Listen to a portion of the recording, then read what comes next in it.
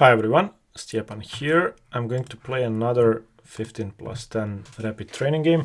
Yesterday I played the first one and my goal is to play one per day if I manage. And each month, at the end of the month, I'm going to do a statistical analysis of my games and see where I went wrong. Now, I'm going to be doing a detailed analysis of the games and posting it on Patreon. And there I'll try to focus on analyzing without the engine, but I'll do an engine analysis at the end and I'll post it in video format.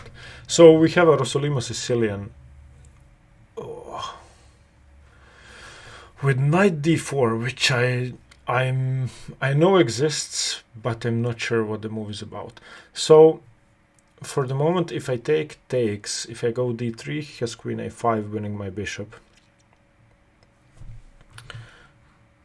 So, wait, is this the... Oh, I haven't played this in such a long time. No, this is actually... Okay, I know this. Okay, yeah, okay, sorry. But usually this occurs out of the closed Sicilian, with knight c3 and bishop b5. So I'm not sure what the difference is here. Obviously, the difference is that I could have taken the knight.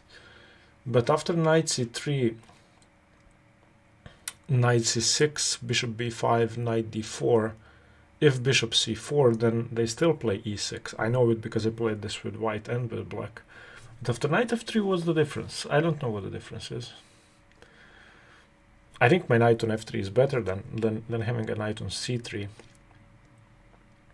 If I take takes, I still don't have d3, which I would like to play, and then f4 because queen a5 wins my bishop. You guys asked that I draw arrows while I calculate.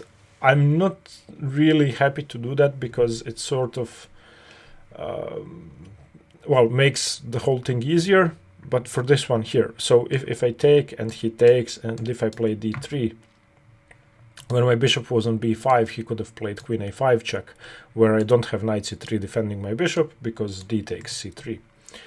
Okay,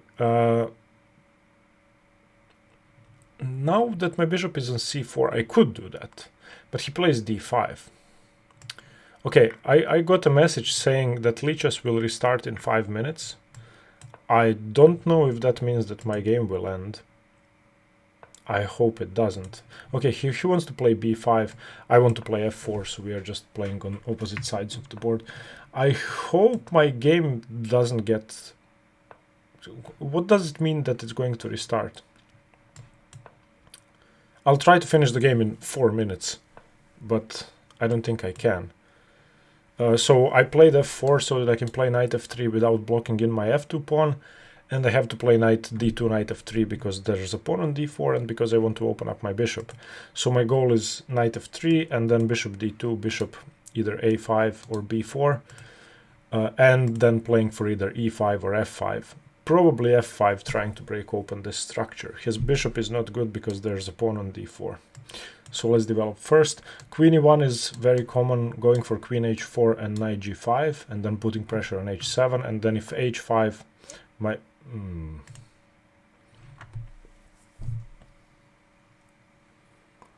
This seems a bit too rash. Although if I allow him to take on e4, d takes e4, then after d3 his bishop is open. I don't want to take on f5. I don't want to play e5 because that opens up his light squared bishop.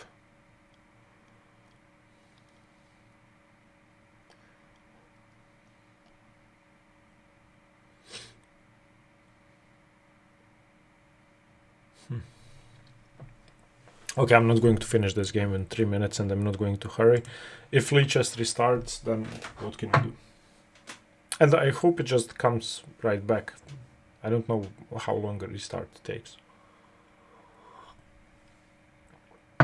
Okay.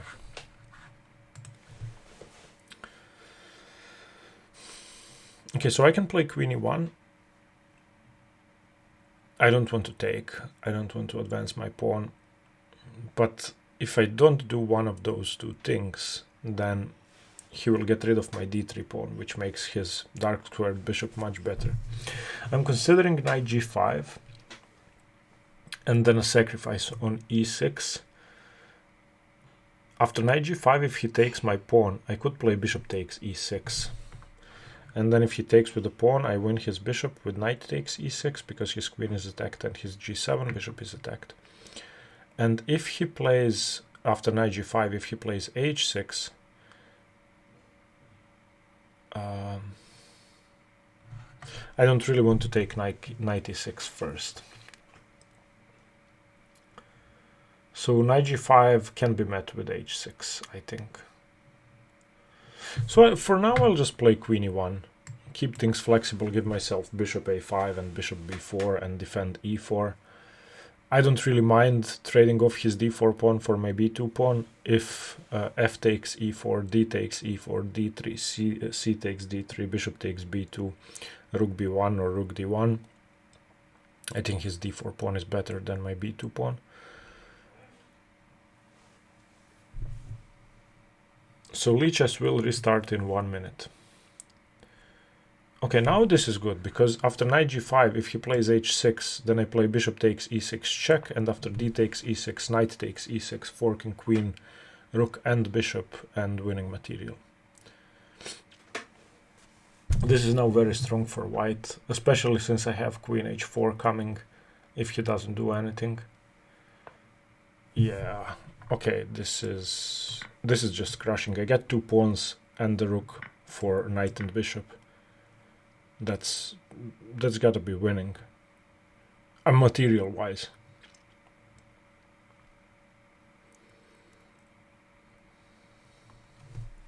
I'm not sure he'd expected me to take. Okay, now I don't really want to open up his light squared bishop. His dark squared bishop is already bad, so e5 doesn't seem like a good move. But then again, I don't want him to take on e4 and play d3.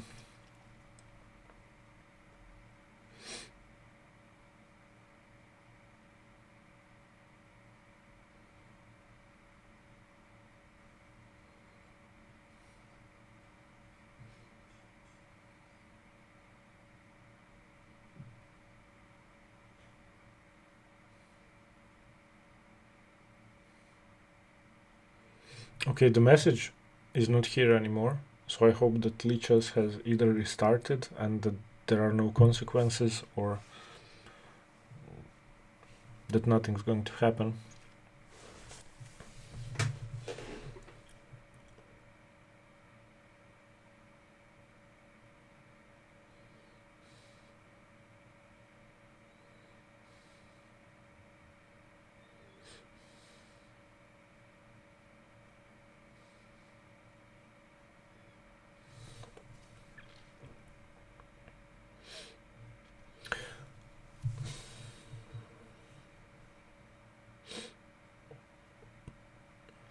So I need to get my bishop active. I'm considering bishop b4.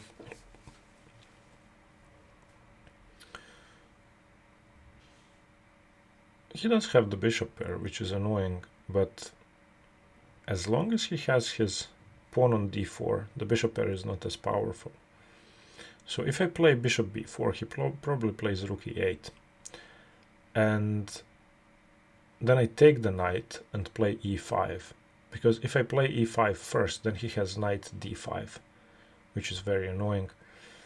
And maybe leaving my bishop on d2 is a good idea, because I am targeting h6 indirectly. So if f takes e, d takes e, whenever I play f5, I'm targeting h6. But I'm not sure about that. For now, I'll just play queen e2.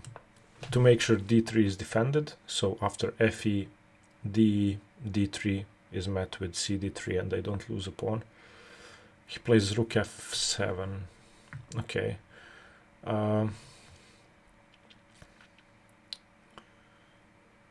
Okay, I'll just play e5 now. He can play knight d5, but then that runs into e6 winning material. He blockades, that was smart. And now knight d5 is coming. So now I need to undermine that as quickly as possible. And since his bishop is closed now, I wanted to go c4. So if he takes en passant, his knight doesn't have an outpost on e3 anymore. And if he takes, his d4 pawn is weak. And I have a passed pawn on c4. And I'm stopping knight d5. Okay, gets a square for the bishop. That's not such a big deal.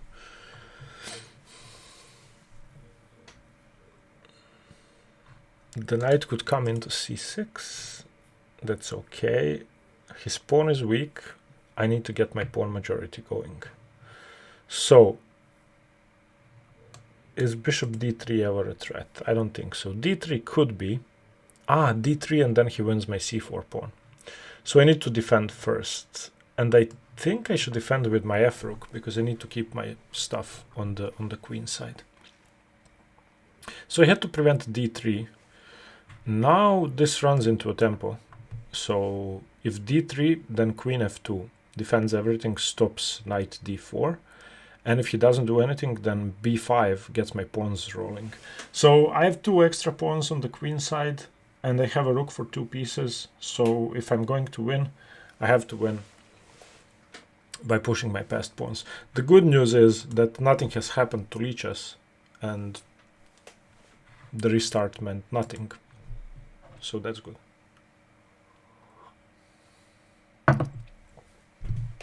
I got so confused in the opening when he played knight d4. Usually that's played in the closed Sicilian.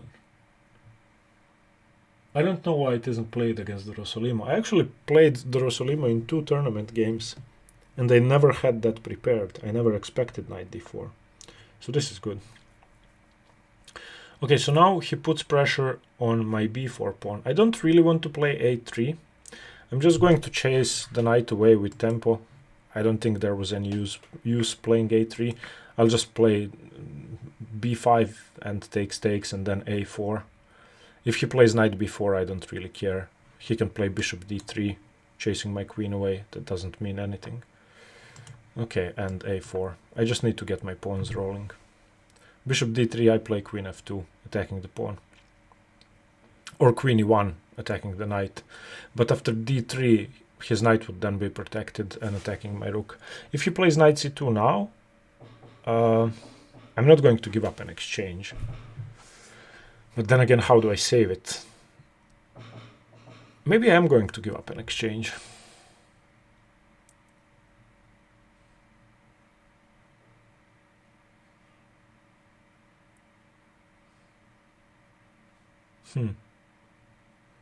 I don't know. Maybe I should have just taken that knight.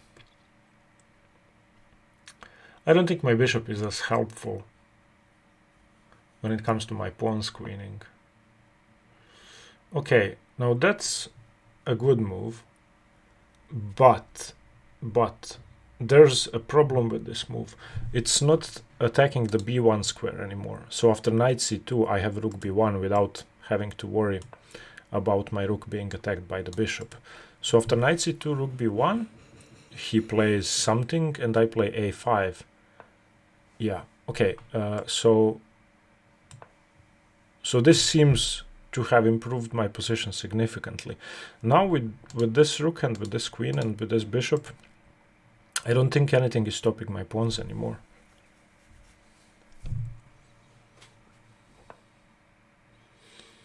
Okay, so everything is defended. I don't know what queen d5 does. Okay, I know what it does. Jesus. It prepares bishop c5. Okay, I almost missed that. So, king h1, queen f1, maybe, or king f1.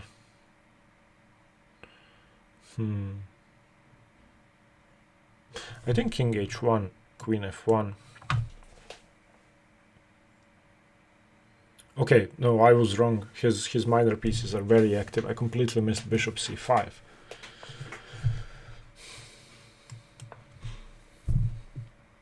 Now I have to keep guarding g2. And now probably g5 is a very good move. His 2 bishops are, look at them. Why did I miss bishop c5? Oh, I was playing too quickly and too confidently. For no reason. I had a good position, and I should have taken care of bishop c5 first. I allowed this knight into c2, and that stops bishop e3. That was the main problem.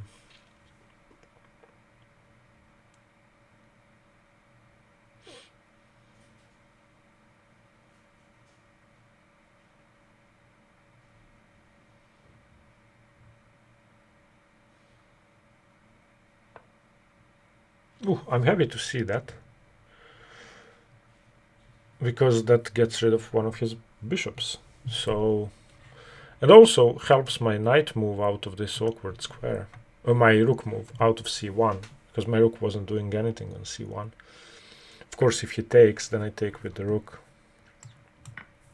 This is now much easier to play. My rook is defending g2, my queen can move, my rook is not on c1 anymore, blocked by his knight. I think bishop e3 was one of the worst moves he could have played. Okay, attacks there, but I can defend once more. No, this helped my position a lot. There really was no reason for him to do that. I'm actually considering giving up the exchange, but I'm not going to.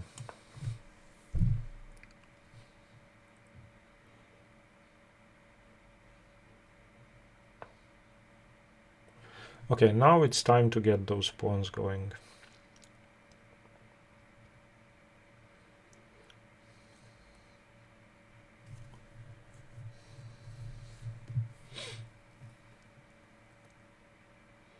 So I could sacrifice my a pawn. So a5, knight a5, rook d2 seems like a fairly good trade for me. And if he doesn't play knight a5, then I play a6.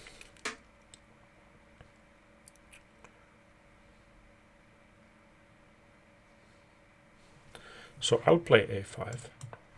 And it comes with tempo as well, so I think it's a good idea.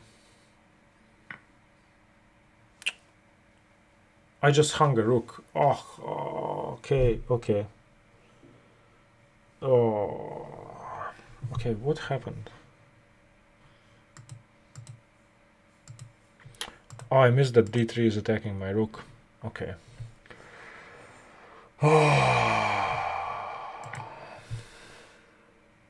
Why do I do that?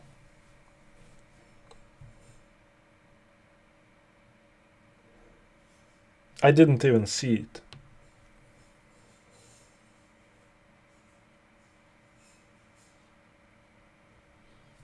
Okay, I'll try to swindle him somehow. I don't know.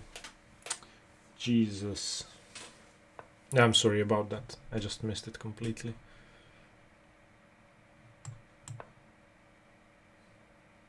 Ugh.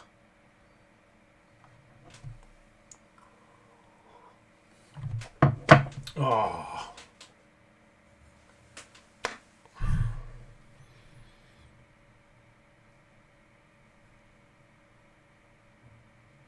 Yeah, I hate when that happens. I want to throw up now. Ugh. First I had a good game, then I allowed his bishops to get good. Then he made a mistake and just gave up his very good dark squared bishop and helped me. And then I hung a whole rook.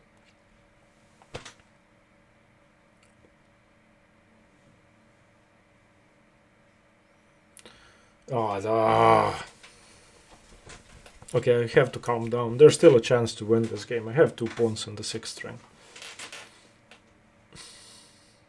This is a problem for me during tournament games. When I make a mistake, I just want to run away into a forest and shout and jump around. Oh, okay.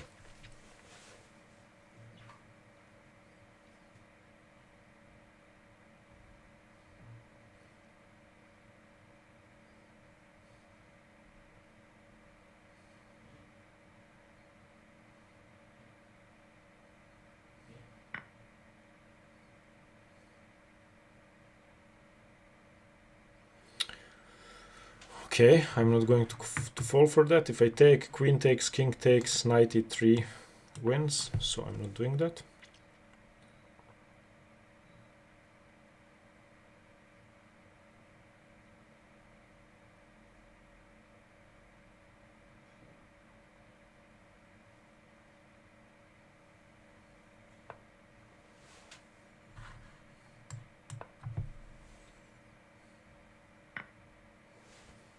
Okay. At least I have something now. Okay. I got a rook back. So what is this? He has 2 pieces and a pawn for a rook. It's not too bad. Let's try to trick him.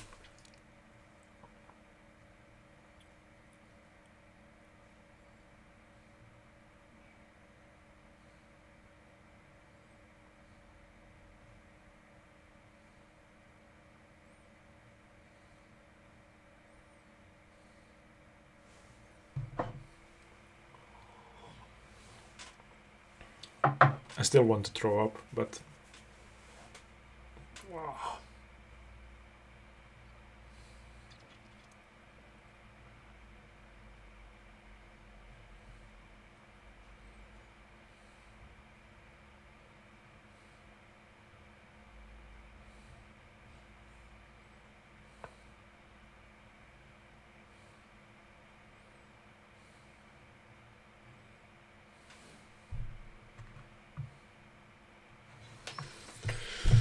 I actually don't know how to complicate this.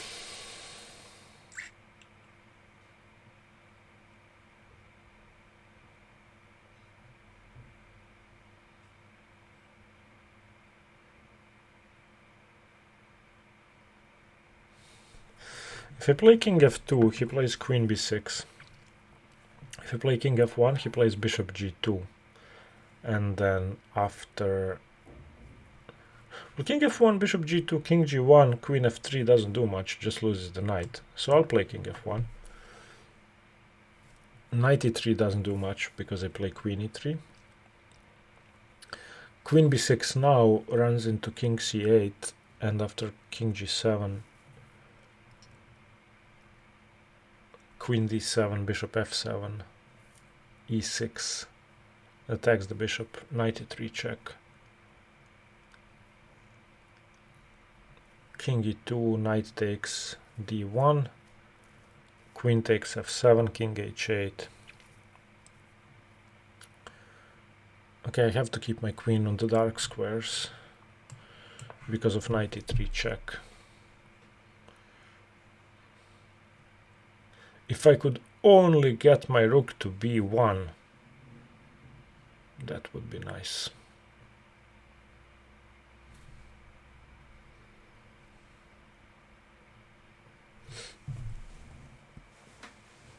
Yeah, I'm sorry you had to see the rook blunder. Obviously, it's unhonorable. It's not honorable to play on, but I'll try.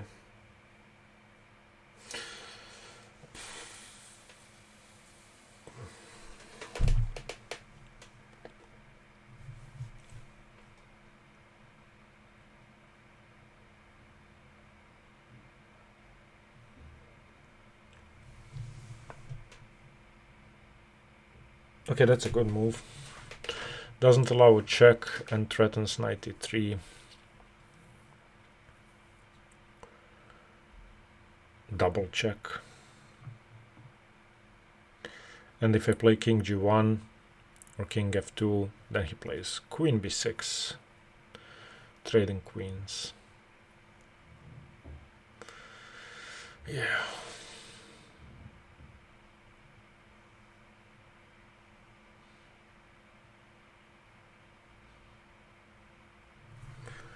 Yeah, I should probably just resign. I have to allow a queen trade. There's nothing else to do. I think I just lose whatever else I try. Queen b6 takes, knight takes, rook d2. And it's 2 pieces against the rook, and completely lost here.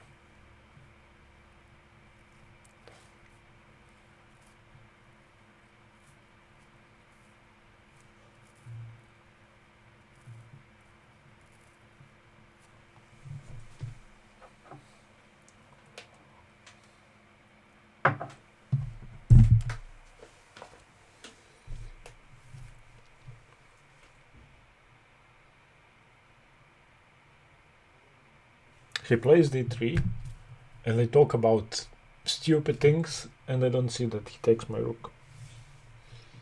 I actually did that once in a tournament game. My opponent moved his pawn forward, and then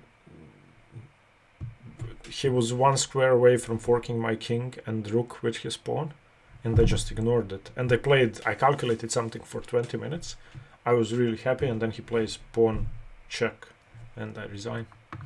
So he still doesn't trade queens, which is weird. So I'm going to decline it again. If he plays queen b6, then again I have to trade queens, but he seems to be reluctant to kill me. I don't have anything better. I have to... Still doesn't trade queens. Okay, now I'm getting in. So I'll do queen e7. And now if he's not careful, I could get a perpetual. Knight b2 doesn't work, because rook d2. Also, if he gives me a move, I'm playing rook a1. Wait, where are his checks? I have to stop his checks. So knight, king f1 loses. King e2 loses. Actually does it. King e2, queen e3, king f1. Queen f4, king g1. If king g3, then queen e3. And king h4 only move. Queen f2, check, king h3. And queen e2 wins. If king f1, then knight e3, and king e2, knight d1, king d1, queen b1, king e2, d1 equals queen wins.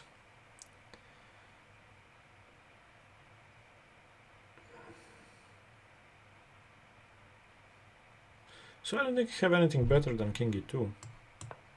I mean, it's the lesser evil move. I don't think there's anything better. If he doesn't check me, then I have a perpetual. But he can just check me.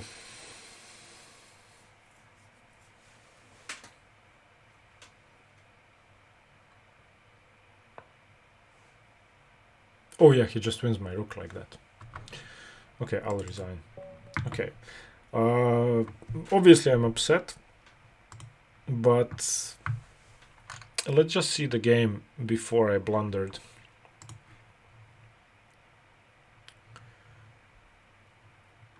Wait, not here. d2. Okay, d2.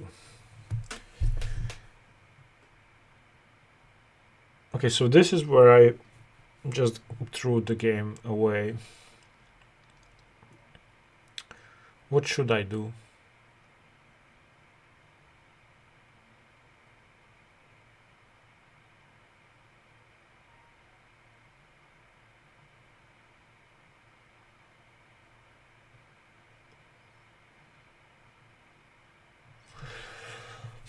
Well, let's say I play a normal move like rook b4.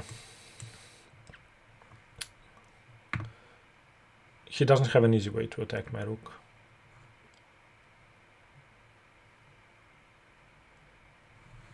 Or let's say I play a more normal move like rook a1. And then if knight b2, then I would just take, so that doesn't work. If bishop c2, then I could just move my rook away. And he wins. Oh no, okay. Bishop c2 would be winning. Huh. Okay, so even if I do this, then bishop c2, I would have to give up an exchange. So this wasn't easy. So maybe there was a problem with bishop takes e6. Maybe I shouldn't have gone for that trade.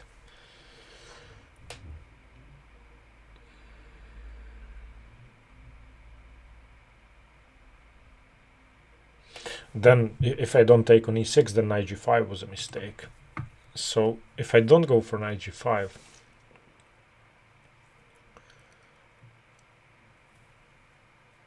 what do I do? I don't want to take on f5, I don't want to push e5.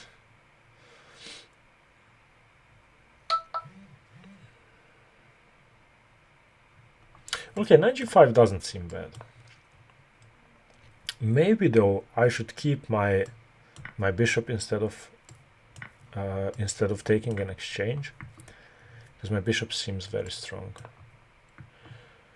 And now with the bishop pair,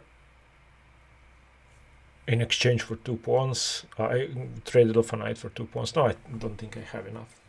Let's just see. Let's see what the engine says. I'm not going to do a detailed analysis here. It says white is much better. The idea of queen e1 was correct for bishop a5. Knight g5, I'm guessing it doesn't like. Yeah. And of course it doesn't give up material like this.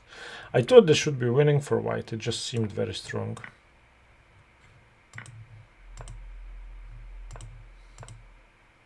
Yeah.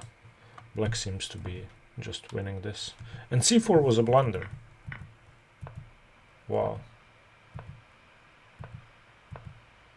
This was so winning for black. I obviously played without having an idea what this position was about. It's going to be very instructive analyzing this. If you asked me what the evaluation was, I would say equal. It's -4. Wow. Did I even have a chance?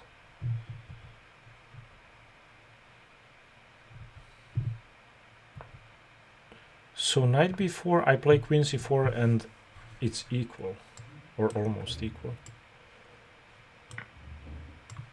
Or white is better. Okay.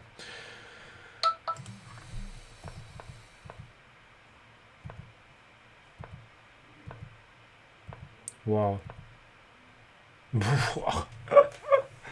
Okay. I'm going to spend some time analyzing this position. I'm sorry for my ignorance.